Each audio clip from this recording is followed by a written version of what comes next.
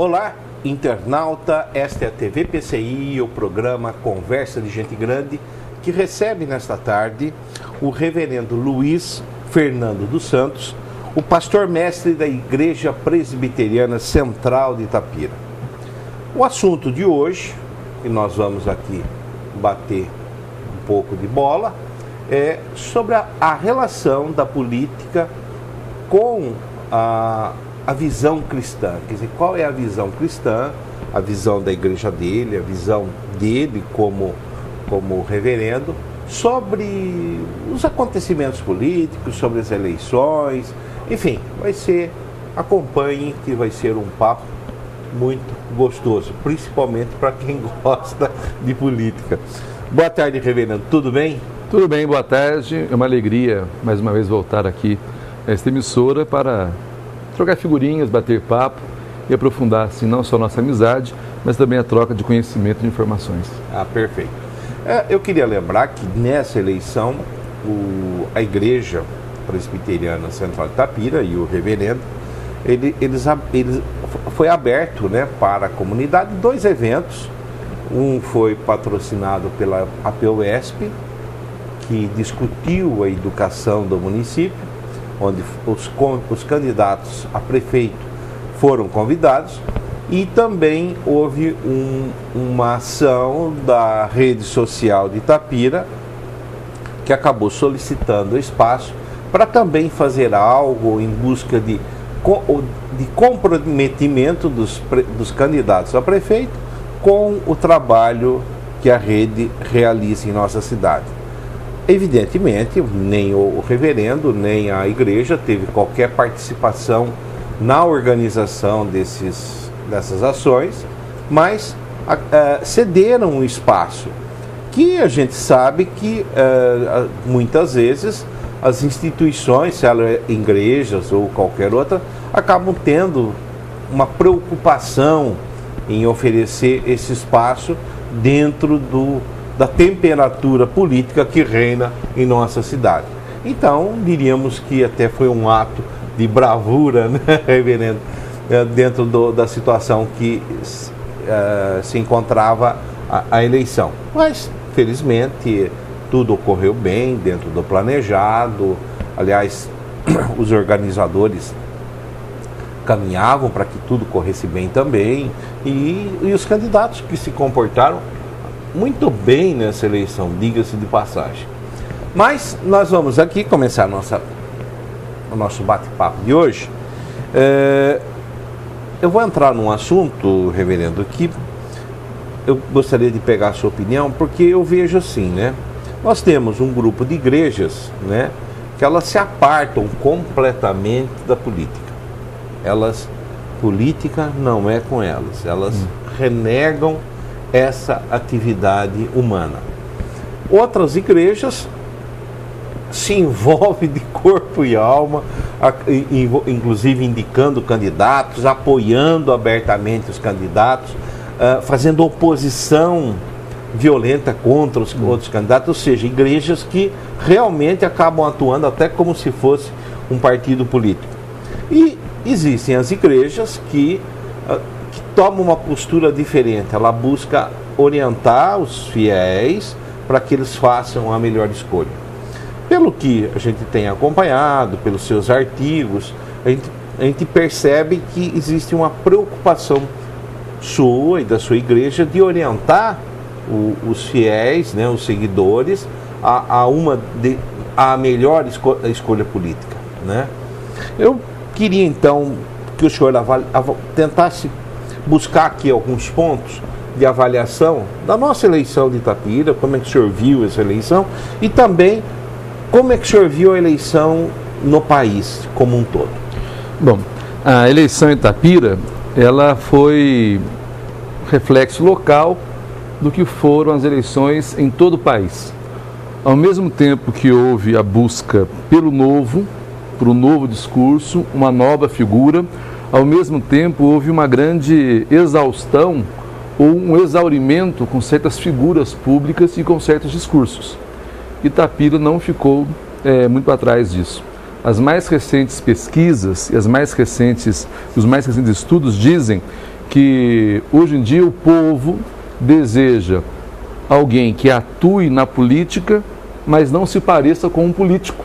Exatamente. Que ele tenha, digamos assim, preocupações, ideais, demonstre tendência, tenha gosto pela coisa pública, mas que não tenha adquirido aquela, se é que se pode falar, aquela cultura do politiqueiro, ou do politiqueiro profissional, ou do político oportunista.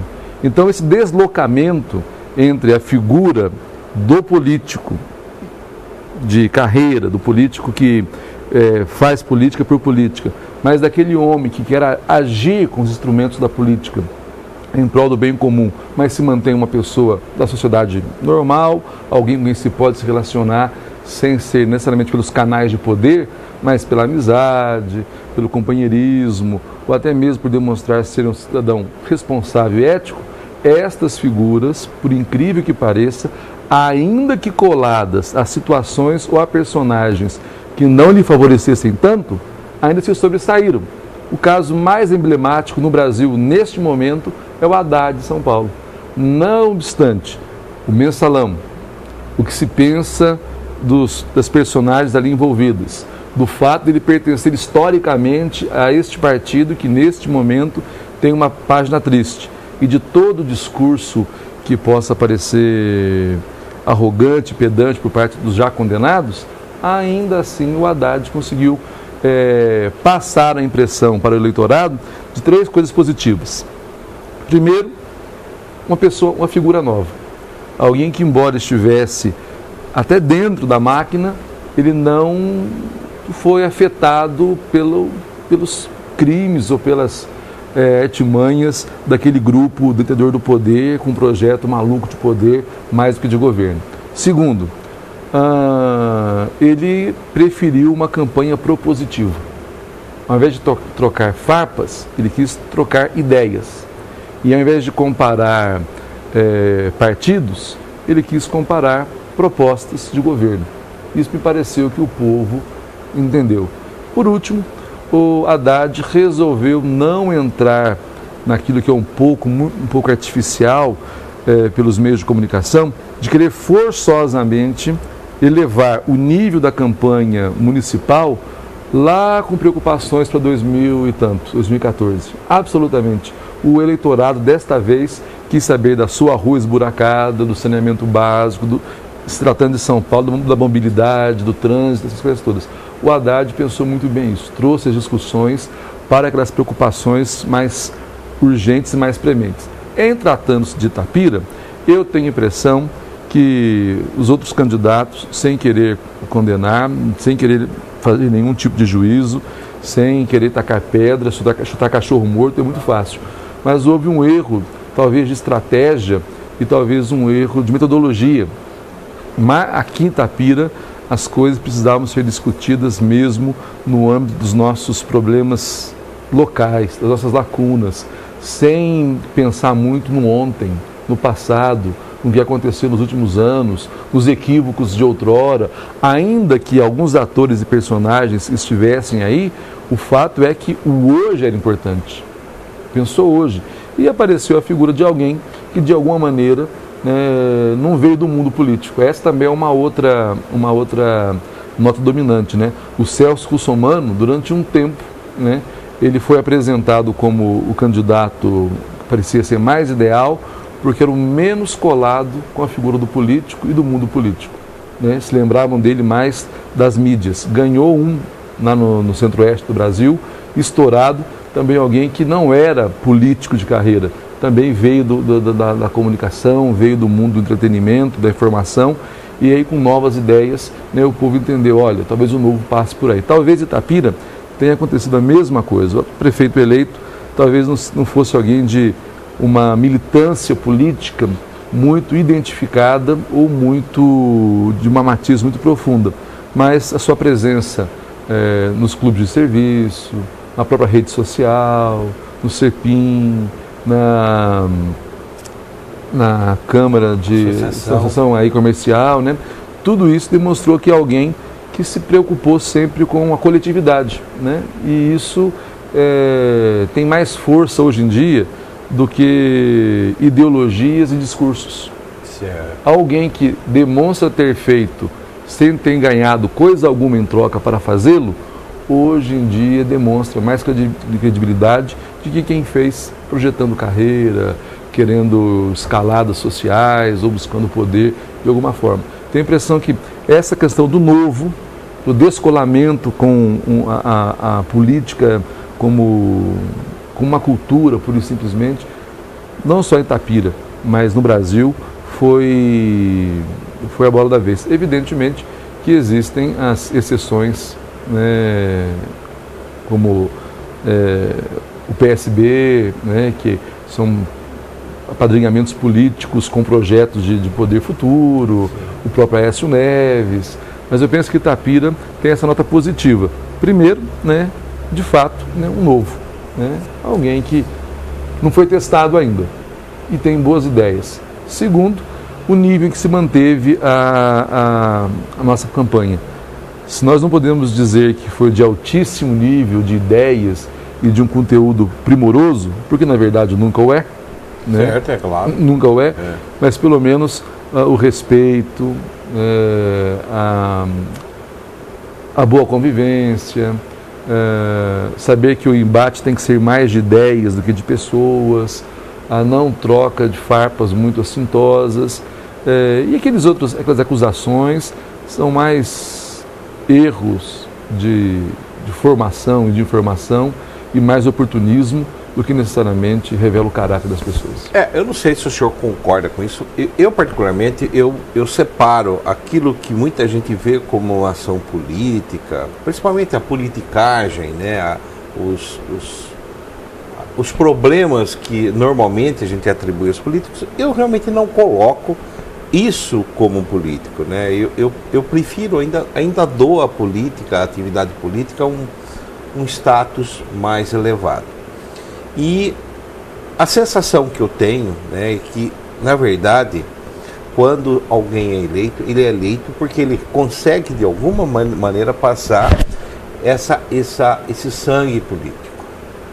O que eu vi uma observação importante nessa eleição foi de que a população, hoje, ela é assim, se sai bem diante da população, aquele político que não se mostra como político. Exatamente. Tá certo? Que não se mostra. Mas ele é político, quer dizer, a população precisa sentir de alguma maneira que ele é político, porque isso eu entendo como sendo inerente, né? Um outro fator também, que aí eu peço para que o senhor analise, é que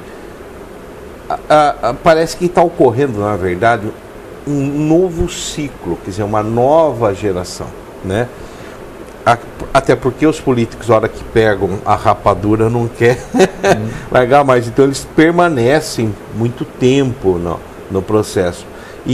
Só que, evidentemente, o ciclo deles chega uma hora que acaba. Então está entrando agora uma nova geração. E essa geração, no meu entendimento, independente da cor partidária, já é uma geração qualitativamente melhor. Não sei se o senhor observou dessa forma, o que o senhor pensa sobre isso? Não, que existe uma mudança geracional na política brasileira, isto é pacífico. Eu não sei se ela é uma mudança necessariamente qualitativa. Temos que esperar um pouco mais para ver. Claro. A impressão que a gente tem é que estas novas figuras políticas que estão aparecendo aí, algumas elas estão a serviço do resgate do próprio patrimônio político herdado. É o caso, por exemplo, do Assemineto da Bahia. O carlismo em baixa, já um período muito grande sem ocupar um grande cargo, sem muita influência, aquelas coisas todas. Agora existem outros que estão aparecendo. Volto a dizer, o caso do Haddad, o caso do Paganini, na minha cidade, em Poços de Caldas, né, parece que é uma nova turma que vem aí, talvez com não tantas ideias novas, mas um modo novo de apresentar ideias que, de fato, elas sempre foram bem acolhidas pela população. Elas nem sempre foram bem administradas, nem sempre bem transformadas em coisas concretas. eu tenho muita esperança de que essa mudança geracional, não só na igreja e na política, mas também nas artes, né, e no esporte, possa contribuir para que a gente, de fato, comece a construir um Brasil, se não novo, pelo menos diferente. A impressão que eu tenho é que dependendo de como essas novas figuras, né, assumam esse papel, né, ou seja, se elas realmente mostrarem que são diferentes e qualitativamente melhores, serão esses os líderes, os grandes líderes de amanhã, né? Eu até volto aí ao período que Barros Munhoz, que é uma figura conhecida, quando ele entrou dentro de uma nova geração, né? E com ele tinham outros, por exemplo, o Alckmin, enfim, o Carlos Nelson, que aqui foi aqui de Mogi Guaçu, que foram pessoas que entraram dentro daquela nova geração, isso foi lá na década de 70, né? Então, a impressão que eu tenho é que nós estamos nesse início e que vai depender, evidentemente, deles se mostrarem realmente diferentes ou não, né? Vamos torcer para que isso ocorra. E eu queria aproveitar, já que nós estamos dentro desse enfoque local, não sei se o senhor tem acompanhado essa questão aí da revogação do reajuste dos vereadores, e alguma coisa. A questão do secretariado, o reajuste. O senhor tem alguma opinião sobre... Ontem foi a segunda votação do projeto de iniciativa popular que pedia a revogação do reajuste, e eles entraram com uma emenda que equiparando o salário dos secretários aos vereadores. O senhor tem alguma opinião formada? Bom, a minha primeira opinião é a seguinte: o Brasil é um dos poucos países do mundo onde os vereadores são efetivamente assalariados, ou seja, ganham. E eu sempre fui contra o ressarcimento, o pagamento deste nível de atividade que é a vereança. O meu pensamento primeiro é esse, eu sempre fui contra. Sendo válido pela lei, foi aprovado, tudo bem. Mas eu penso que deveria, neste momento, prevalecer, até para dar um sinal de boa vontade e de honestidade, de impessoalidade, de probidade administrativa para a cidade de Itapira, que se revogasse de fato este aumento. Me parece que os secretários ganham 4 e alguma coisa, é isso? Eles ganham 4.950. Eu acho que, não obstante sejam funções que não se equiparem exatamente pela natureza do cargo de ofício, mas eu penso que equiparando-se a algo em torno disso seria mais que suficiente. Penso que 6 mil me parece que seria o novo salário dos vereadores. É um pouco exorbitante, chega a ser até um assinte para a cidade de Itapira este valor. Evidentemente, eu não questiono, digamos assim, a faculdade deles mesmos aumentarem o próprio salário, né? Mas eu acho que neste momento, até por aquilo que a urna disse, né, eu tenho a impressão que seria de bom tom esse acatamento. Então, mas o senhor chega... Eu na verdade, o que eu condenei, eu acho que a questão do valor é o menos relevante. É relativo. É relativo nessa questão, até porque a gente sabe que existe a possibilidade de surgirem mensalões, mensalinhos, de aula 4, qualquer lugar, para resolver o problema, né? Mas o que eu critiquei muito foi a forma como esse reajuste foi dado, assim, sem discussão, na calada da noite. Foi aprovado de forma unânime. Depois eles rejeitaram o projeto de iniciativa popular o quanto pôde, criticaram os organizadores. Tivemos até polícia, né, em frente à Câmara.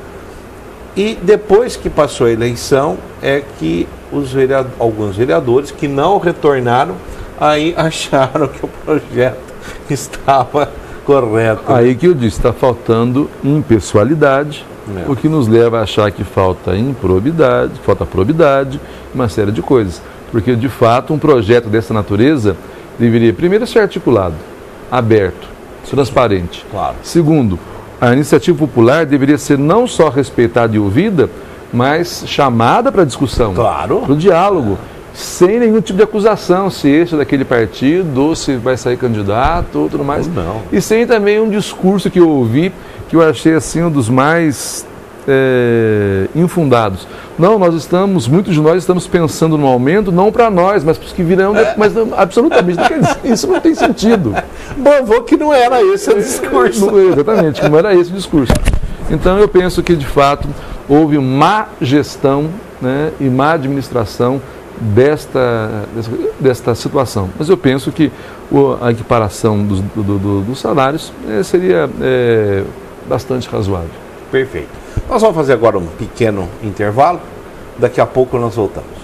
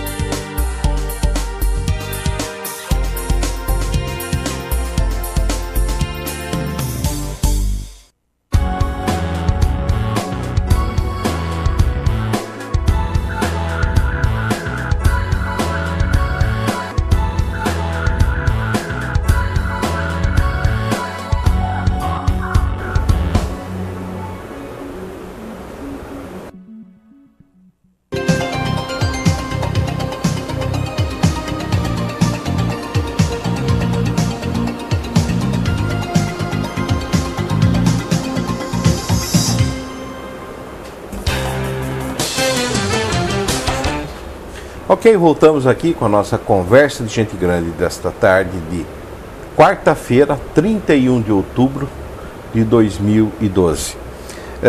Estamos comigo, está o reverendo Luiz Fernando dos Santos, que é o pastor mestre da Igreja Presbiteriana Central de Itapira. E a nossa conversa hoje é sobre política, mas dentro de uma visão cristã. Pastor, o senhor está acompanhando o julgamento do mensalão.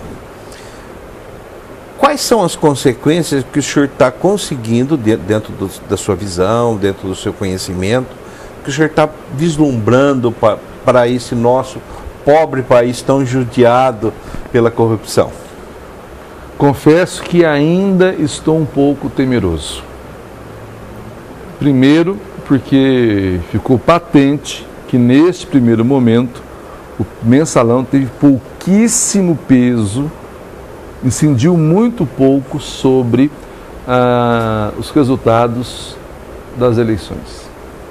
Aliás, já na eleição da Dilma, quando estavam no auge, muitas acusações, lembrando, olha só, fulano, não sei o que, muitos foram eleitos, né, e reeleitos.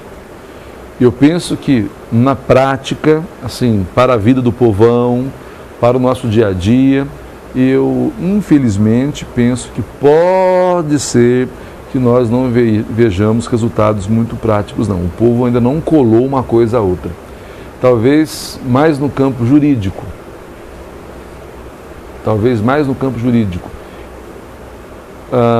Haja uma mudança de posicionamento nas instâncias inferiores, nos colegiados, que levarão forçosamente os partidos políticos a fazerem melhores escolhas dos seus quadros.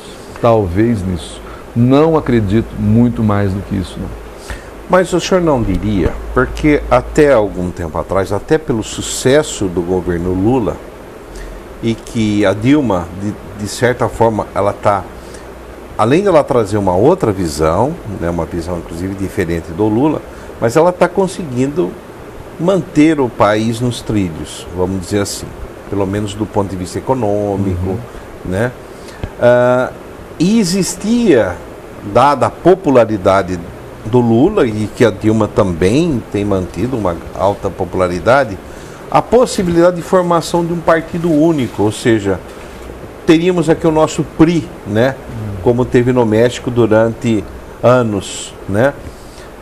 Será que esse processo, não só agora, mas desde o nascedouro, ele acabou permitindo sim ao PT um crescimento, mas não o crescimento que ele provavelmente teria? O senhor chegou a pensar sobre isso? Cheguei a pensar por dois motivos.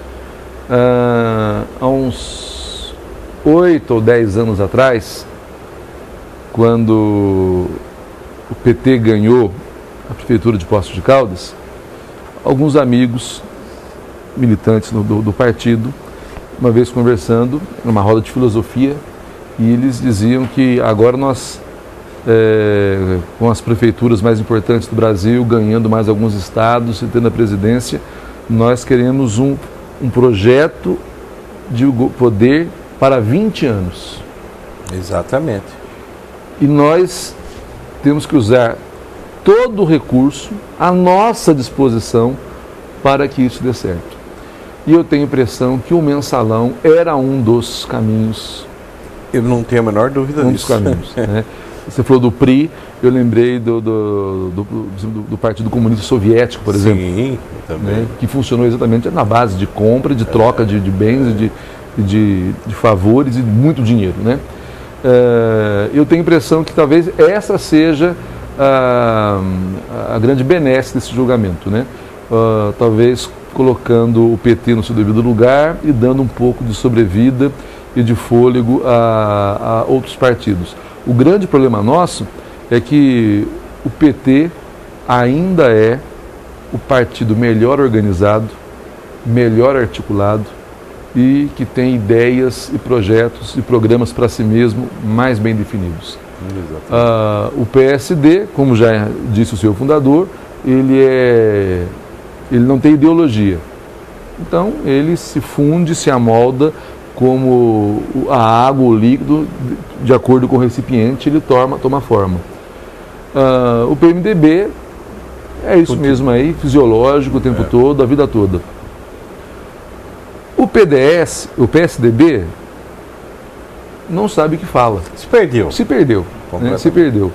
Completamente. E o que é pior, né? Perdeu também a oportunidade de fazer essa troca geracional. E está perdendo, porque o Aécio Neves, excetuando-se Minas Gerais... Exatamente. Né? Ele é um típico político provinciano a esta altura do campeonato. E o Eduardo Campos, do PSB, também lá, não sei exatamente, acho que não vai muito longe não, e se for, sempre na carona de alguém, ou aproveitando-se ou servindo-se de algum outro expediente bastante oportunista. Também não há nenhum projeto de Brasil, nenhum projeto de governo, talvez só uma ambição política desmensurada. Eu me lembro que uma das frases muito, muito interessantes no curso para quem estudava, né, o SPB e Moral e Cívica, infelizmente nós não temos mais essas disciplinas, talvez não tão patrocinadas como era pela ditadura, mas pelo menos era um expediente que nos ajudava a pensar, a diferença entre um bom presidente da República e um estadista é que talvez o bom presidente governe bem e administre bem nos seus 4 anos, ao passo que o estadista governa para 4 gerações. Exatamente. Né? E nós não temos isso no Brasil. Né? PT tem um projeto, está articulado, quer ficar 20 anos no poder, não necessariamente no governo. São duas coisas bastante distintas. Perfeito. Pastor, a sua igreja vem da reforma protestante.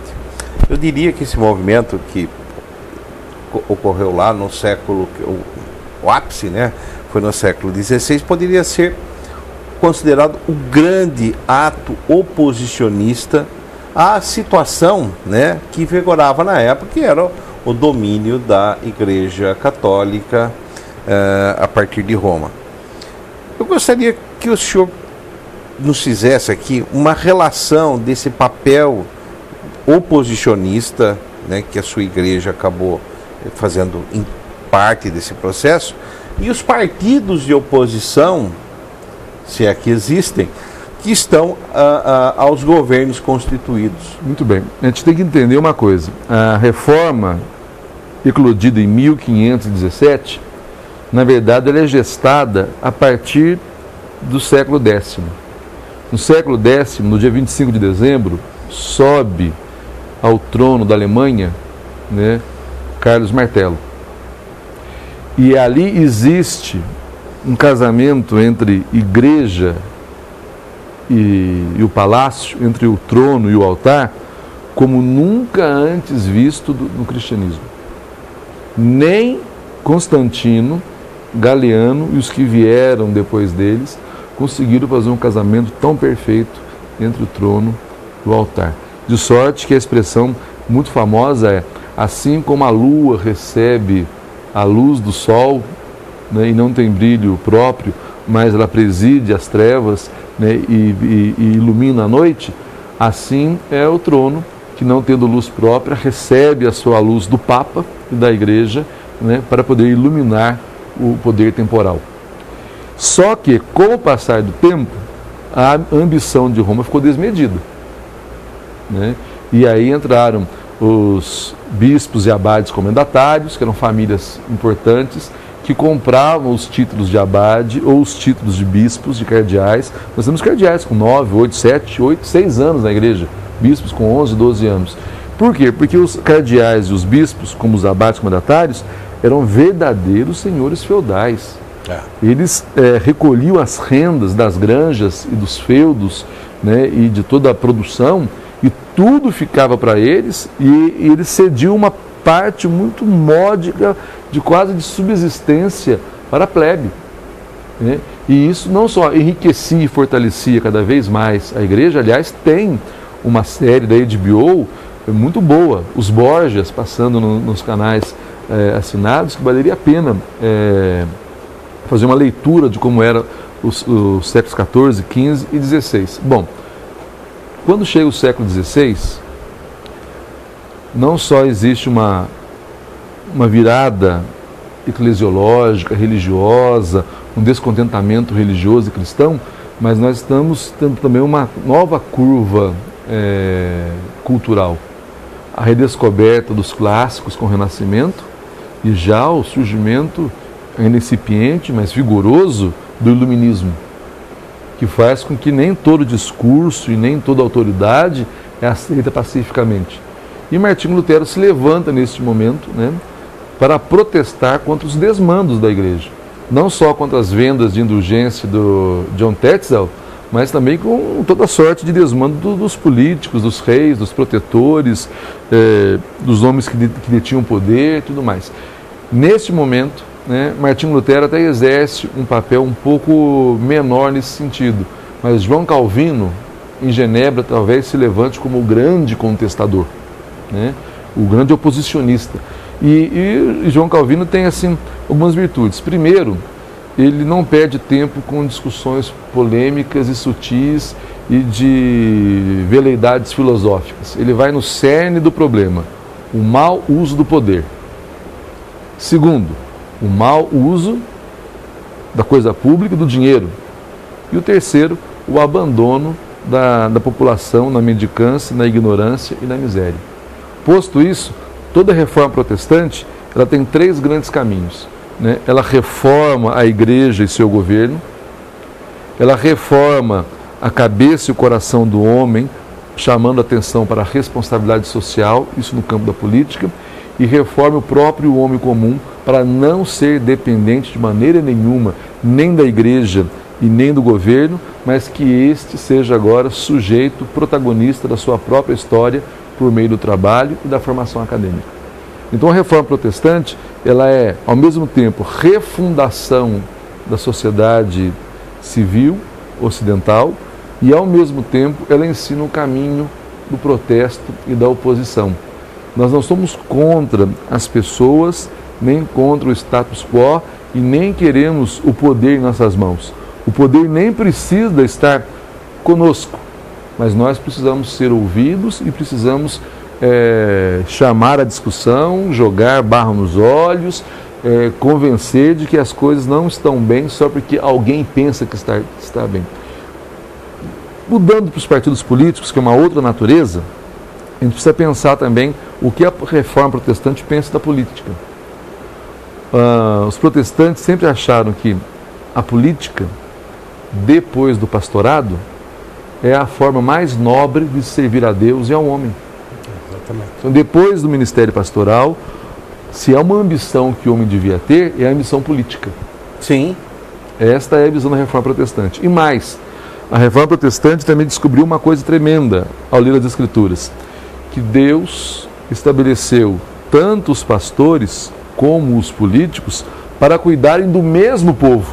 Do mesmo povo, exatamente. Carta aos Romanos vai dizer que os magistrados e as autoridades são ministros de Deus para coibir o mal e para a promoção do bem entre os homens bons. E a carta de Paulo a Timóteo vai dizer que é preciso orar pelos homens que têm autoridade para que tenhamos tempos de paz e de prosperidade.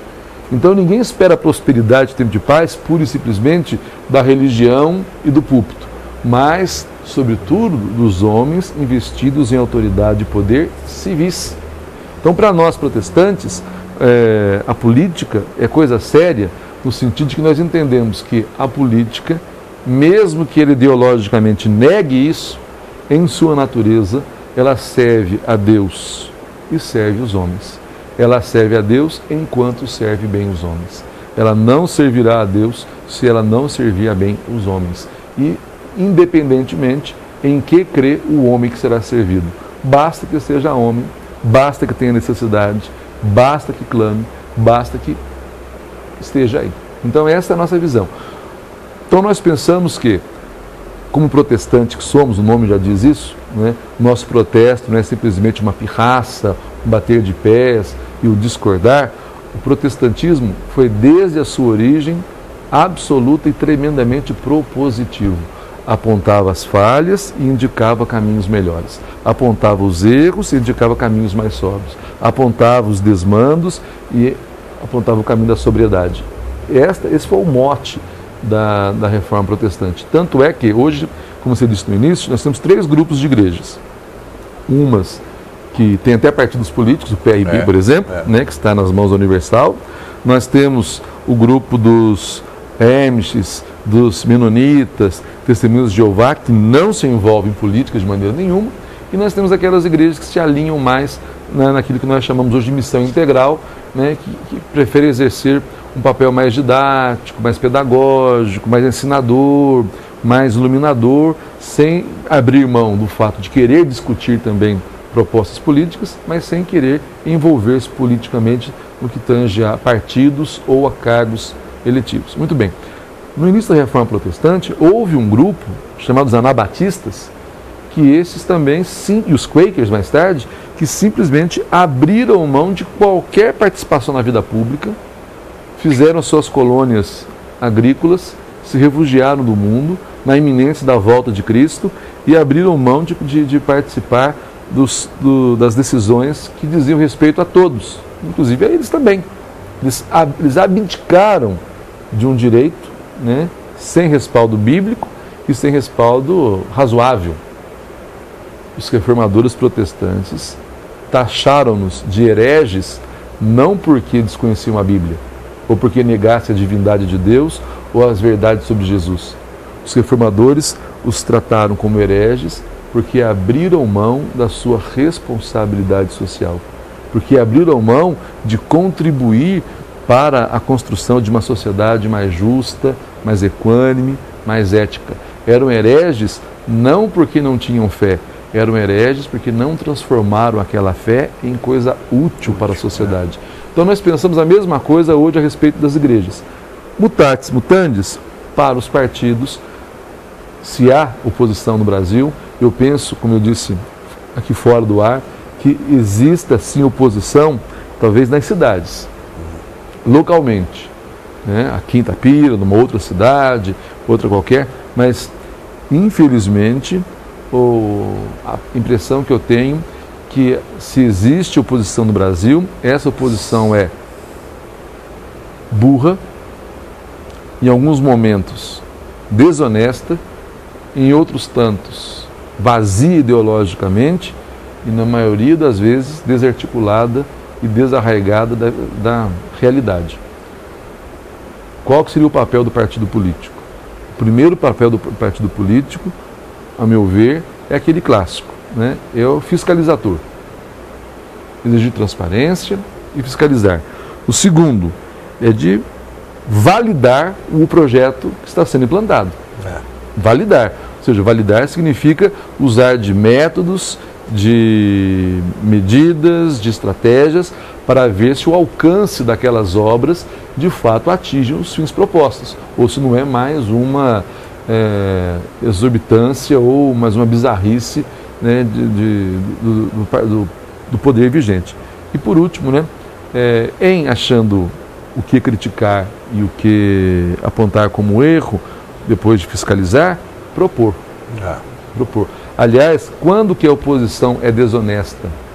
Quando ela simplesmente é contra, porque não foi ela quem propôs, e nesse ser contra, porque não foi ela que propôs, ela não valida aquilo que é bom. Uma oposição justa, uma oposição honesta, uma oposição equilibrada e desejável é aquela que aquilo que é bom, aquilo que vai contribuir, aquilo que vai gerar desenvolvimento, independentemente de quem veio e de quem vai colher os dividendos, né, políticos, né, deve ser implementado. Né? Mas aquilo que porventura venha a ser faltando, deve ser apresentado, deve ser lutado, deve ser organizado com a sociedade, articulado e deve ser apresentado.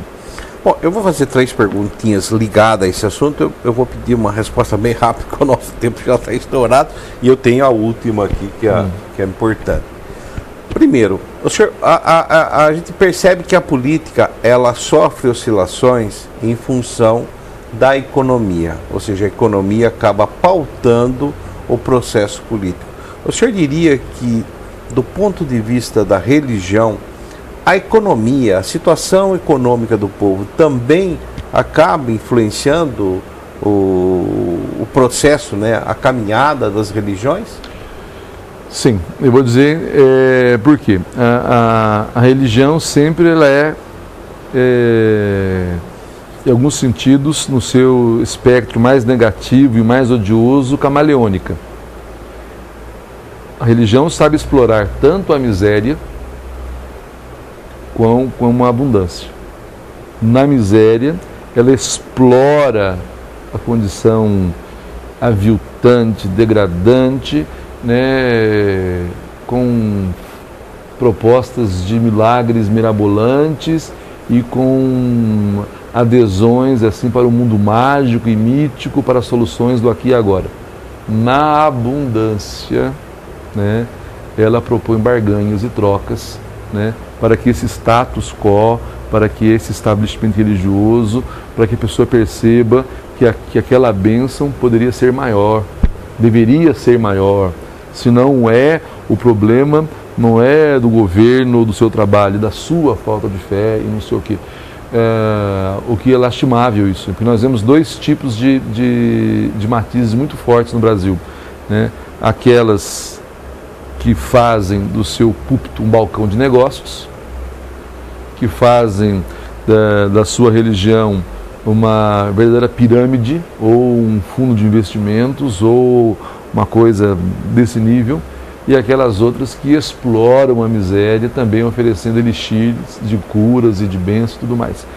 A religião, com certeza, ela acompanha não só os movimentos políticos, mas também os movimentos da economia e também das viradas culturais que existem. As igrejas reformadas, talvez,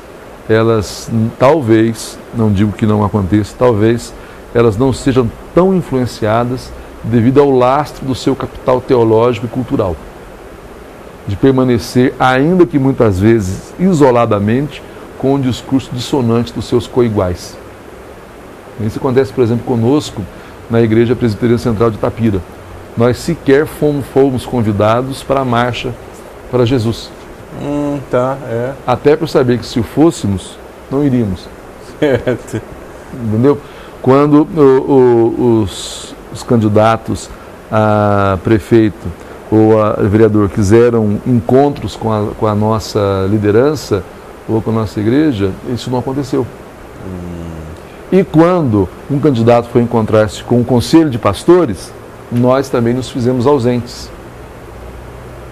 né? Porque percebemos que não há nada que um político possa oferecer para a nossa igreja que o Senhor Jesus Cristo já não tenha oferecido, com a diferença de ter prometido e dado. Segundo, não há nenhum interesse nosso que possa ser defendido por eles, porque o maior interessado pela igreja é o mesmo Senhor Jesus, e não há coisa alguma que ele não tenha feito, né, nós não tenhamos resultados pelas Escrituras. Então, seja como for, de fato, a religião, e olhem, hoje está em alta, digamos assim, as igrejas neopentecostais e isopentecostais. Mas a gente não pode deixar de pensar que um tempo atrás não eram elas, eram outras matizes religiosas que estavam no auge. E hoje, pela primeira vez, os Estados Unidos pode até eleger um candidato mormon, que sequer é cristão. Porque o mormonismo não é cristianismo, é uma outra coisa, né? Então, e isso por causa da economia, né? Porque os mormons são muito prósperos nos Estados Unidos. Apresentam um estilo de vida que parece ser o ideal americano, que superou, né, o ideal cristão, né? O American Way Life parece que já, muito baseado no cristianismo, já apresenta sinais de exaurimento. E aí vem alguém de um outro grupo religioso, normalmente os mormons são todos muito bem indivíduos, todos muito resolvidos, né? São detentores de fortunas, inclusive não taxadas pelos impostos. Esse é o modelo, né, de vida que o americano deva aspirar. Vai chegar também no Brasil. Nós copiamos tudo, né? Isso vamos copiar também. A outra questão é que as igrejas, elas têm algumas que estão mais, assim, bancando candidatos, né, para serem eleitos, isso já no âmbito federal, estadual, para defender os seus interesses, né? A sua igreja, ela tem alguma atividade desse tipo de deputados, enfim, vocês têm? Evidentemente, nós temos membros da igreja que se candidataram e se elegeram. Tivemos o Hélio, por exemplo, se candidatou, o Hélio Sartorelli se candidatou e não foi eleito. Certo. Mas ele não teve nenhum apoio formal, né, nem declarado da igreja. O apoio que nós demos é o seguinte, que todos os homens de bem, nós queremos acreditar que os homens que são membros da Igreja Presbiteriana Central de Itapira são homens de bem, né, deveriam se envolver nos fóruns e nas instâncias onde as decisões são realizadas em prol de Itapira, independentemente seja um partido político, que deveria escolher com critério e com bastante juízo, né? E também pensando bem nas propostas, né, da ideologia, mas deveria inserir-se. A minha esposa, por exemplo, faz parte da rede social da cidade. Né? O Durval também faz parte de alguma maneira, da rede social da cidade. Né? E outros trabalham em outras questões ligadas também com a responsabilidade social. Então a política, a igreja presbiteriana do Brasil, ela não é uma igreja apolítica, ela é uma igreja apartidária. São coisas muito distintas. Completamente. E nada impede que pastores e que presbíteros e que membros da igreja se filiem a partidos políticos. Mas a igreja, enquanto denominação, jamais apoiará publicamente, jamais fará uma coisa que é odioso, o voto de cajado.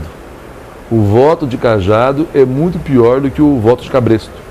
Sim. Porque o voto de cajado leva em conta as emoções, os afetos piedosos, a boa fé na palavra do líder ou do pastor, porque o sujeito entrega a vida, o coração dele, para o pastoreio de alguém que vai cuidar daquilo que é mais precioso, nas emoções, os sentimentos, e manipular estas coisas, tendo em vista a política, outros interesses, isso seria o mais odioso dos crimes de lesa divindade que um pastor e uma igreja possa cometer, na minha opinião. Outros respeitando os que divergem, porém mantendo a minha e jamais abrindo mão disso. Bom, como o internauta está percebendo, essa conversa, se a gente der asa, ela vai caminhar para nossa vida, para muitos lados, né? Bom, eu vou fazer aqui a última pergunta, que ela é também provocativa, né? Se a gente pensar em dois casamentos, igreja e política, igreja e ciência, né? Religião e ciência, religião e política, quais desses dois casamentos o senhor acha que é mais tranquilo, mais pacífico? E qual que é o mais complicado? Eu vou resolver a questão pacificamente, lembrando de Abraham Kuyper. Abraham Kuyper era um pastor da igreja reformada holandesa, que ele ficou profundamente decepcionado com o estado moral das famílias, da igreja e do Estado. E aí ele promoveu uma grande reforma na Holanda, a ponto de que a sua igreja pediu que ele abrisse mão do pastorado para tornar-se primeiro-ministro do Estado da Holanda. E ele tornou-se primeiro-ministro do Estado da Holanda.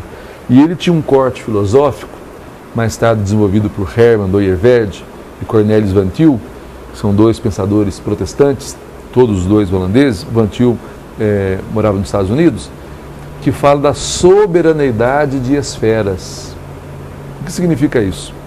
Que, na verdade, cada esfera é soberana e autônoma no seu campo de ação, e todas elas se unem como elos ou como argolas, são interdependentes, mas necessariamente não são interinferentes. Isso quer dizer que é o seguinte, que não há que se falar de casamento entre igreja e política, mas que há de se fazer entre relação, né, autônoma entre igreja e política.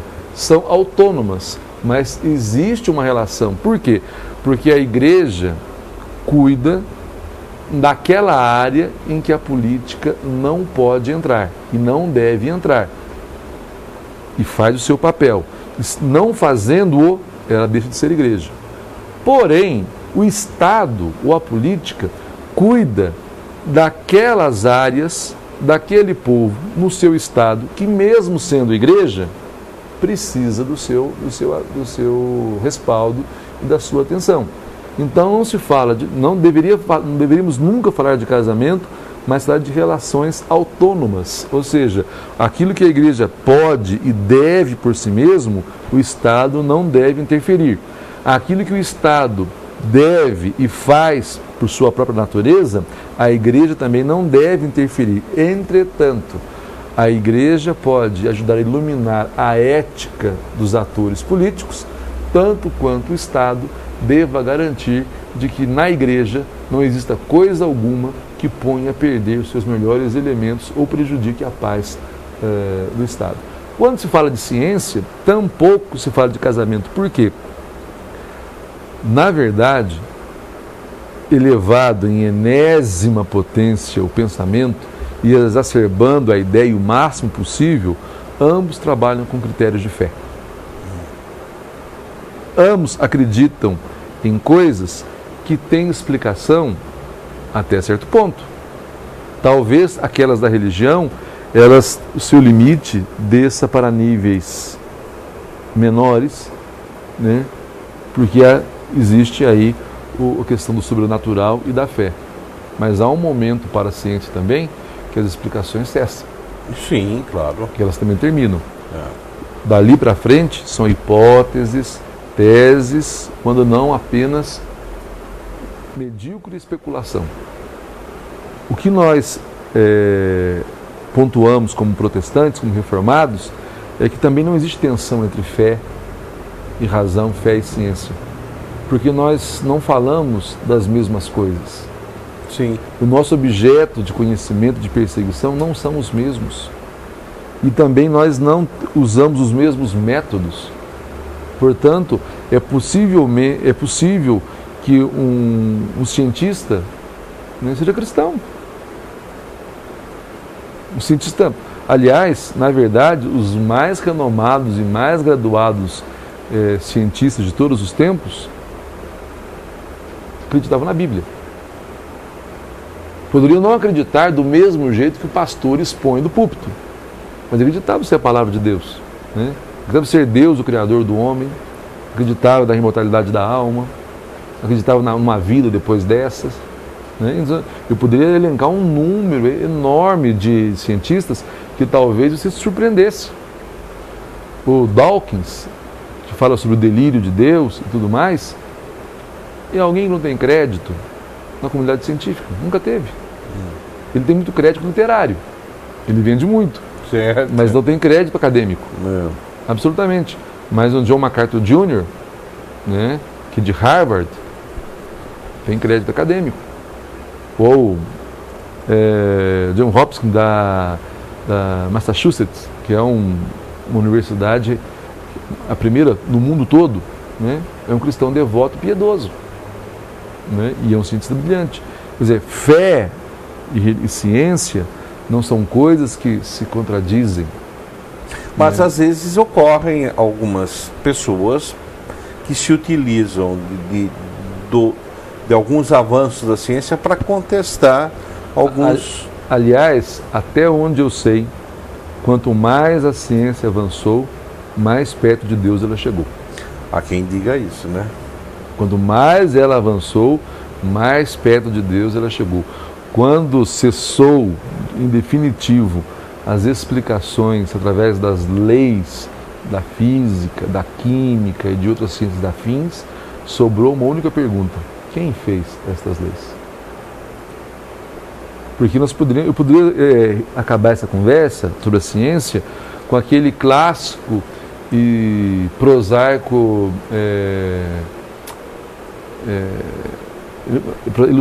uma ilustração que os pastores vão dizer. Acreditar que do Big Bang surgiu a harmonia do universo é como se acreditar que houve uma explosão numa gráfica ou tipografia e o resultado foi uma enciclopédia. Ou pegou o fogo na pólvora e explodiu a casa de um luthier e o que surgiu dali foi uma orquestra sinfônica. Quer dizer, não tem nenhum sentido algumas afirmações. Mas no caso do casamento entre política e religião, eu vou dizer que os efeitos desse casamento geralmente são mais nefastos, porque mais sentidos do que se houver um casamento entre a fé e a ciência, ele será mais pacífico. Ah, com certeza. Para não ficar em cima do muro, eu quero terminar assim. O casamento entre igreja, fé e política, os filhos desse casamento não costumam ser pacificados. Antes, pelo contrário, nós temos colhido dissabores ao longo da história tremendos, né? Desde as cruzadas, as inquisições, a perseguição das bruxas por parte dos protestantes, ou uma série de outras coisas que os próprios protestantes fizeram na chegada nos Estados Unidos, desde a escravidão, a quase dizimação dos índios e tudo mais, é mancha negra, uma página escura do protestantismo também, em qualquer lugar do mundo. Onde a cruz e o palanque, o púlpito e os partidos se misturam muito intimamente, o resultado que brota daí, geralmente, né, é um tipo de fanatismo ou de ambição que não fica bem para aqueles que dizem ser discípulos daquele que era manso e humilde de coração. Ao passo que na ciência, né, alguém pode ter uma teoria bastante... Mas no fundo, ele vai ter que fazer a pergunta, não o quê, mas quem permitiu que isso fosse assim. Exatamente. Bom, o nosso programa que estava previsto aí para durar em torno de 30, 40 minutos, então passamos de 1 hora, mas acho que foi um papo muito gostoso. Eu quero deixar aqui agora as suas considerações finais e dizendo que periodicamente a gente vai, está me passando aqui pela cabeça, a gente fazer uma roda de filosofia, né? Isso. Aqui, convidar, inclusive... Café filosófico nosso. Exatamente. Nós vamos fazer, né? As suas considerações finais. Primeiro, agradecendo o convite, né, da PCI e seu telefonema. Fiquei muito honrado em poder estar aqui. Segundo, lembrando que todos os cristãos, né, e todos os homens de bem devem ter a política como o mais alto e o melhor instrumento para o desenvolvimento humano, para a construção da paz, para o bem-estar social, enfim, a política é um instrumento valiosíssimo. O mau uso dele é que é perigoso, como tudo na vida. Então, se você tem bons projetos no coração, tem várias verdadeiras preocupações com o meio ambiente, com os problemas sociais da cidade, com o desenvolvimento, com o emprego, com as famílias, com a renda, enfim, são todos assuntos a serem tratados na ótica da política. Se insira ou num partido, ou uma ONG, ou no instituto que o vale. Mas faça-o. Não vale a pena ficar em casa apenas se lastimando e reclamando. Só críticas não bastam. É preciso agir. Os cristãos arregassem as mangas, entrem, né? Honrem ali também o vosso chamado à santidade. 2. Hoje é dia da Reforma Protestante, 31 de outubro, né, 495 anos do dia em que Martim Lutero afixou as 95 teses nas portas da Catedral de Wittenberg, na Alemanha. Hoje é um dia em que nós, protestantes, paramos, inclusive, para pensar nas reformas que são necessárias em nós, nas nossas instituições. A Igreja Presbiteriana Central de Itapira, como a Igreja Presbiteriana do Brasil e todas as igrejas, carecemos de uma reforma também hoje. Eclésia reformada, sede sempre reformanda. A igreja que reformou-se lá não completou a reforma hoje aqui. Precisa reformar-se. Nós convidamos a vocês a participar, se quiser, conosco do culto, hoje às 19h30. Hoje é um estudo bíblico mais simples, mas falaremos sobre isso. E por último, né, dizer que a Igreja Presbiteriana Central de Itapira está comprometida com 2013, 2014, 2015, 2016, não para fazer política, mas para contribuir, seja com o prefeito eleito, seja com aqueles que ficarem na oposição, para jogarmos luz sobre a realidade, para enxergarmos melhor que caminhos devemos tomar. Conte sempre conosco, com as nossas orações e também com o nosso comprometimento como cidadãos que somos. Ok, agradeço mais uma vez aqui a presença, esse bate-papo aqui que, se dependesse aqui, a gente varava a noite, né? Pena que a gente não podia usar uma cervejinha aqui, não, porque... Da minha parte não, mas da sua sim. Da minha parte, da sua sim. Fique à vontade. Mas, nossa, aí então a gente passava aqui... Mas um cafezinho cairia bem. Mas não vai faltar oportunidade para a gente retomar aqui vários assuntos, porque nós entendemos que as ideias, elas têm que... circular, né? Ela tem que ser pulverizada. E não para que as pessoas aceitem, mas para que as pessoas reflitam e que tenham outras ideias, outras propostas, ou contestem, inclusive, quando for o caso. Essa é a nossa ideia e por isso que a gente sempre vai ter aqui vários setores, vários segmentos da nossa comunidade, para que a gente consiga elevar a nossa comunidade, a nossa sociedade cada vez melhor. Eu queria deixar uma última palavra, que nós falamos só dos protestantes. Mas vale ressaltar o papel sempre equilibrado, sempre inteligente da Igreja Católica no Brasil por meio da CNBB. Sim.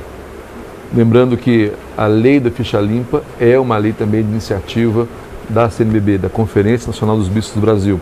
Lembrando que a Igreja Católica também não tem candidatos e não tem partidos, né? Ela sempre preza pelo perfil de um candidato que se aproximasse mais do ideal sem fazer forçação de barras. É dela a famosa frase que o voto não tem preço, mas voto tem consequência, né? E ela age na mesma linha como temos agido nós protestantes. Se nós não evidenciamos e não lançamos nenhum candidato, é bem possível que nós também desconstruamos uma candidatura quando ela não se demonstrar, no mínimo, comprometida com a verdade. Foi até bom o senhor ter falado isso, porque nós ainda não trouxemos nenhum padre aqui para conversar, mas nós já convidamos. Aqui está ocorrendo um processo de renovação, e isso chegamos a convidar o padre que assumiu São Benedito, mas foi justamente na época da festa de maio, mas estamos em contato para, enfim, porque todos, e assim como as outras religiões também. Então eu agradeço a companhia de você, internauta, e aguarde até uma próxima conversa de Gente Grande.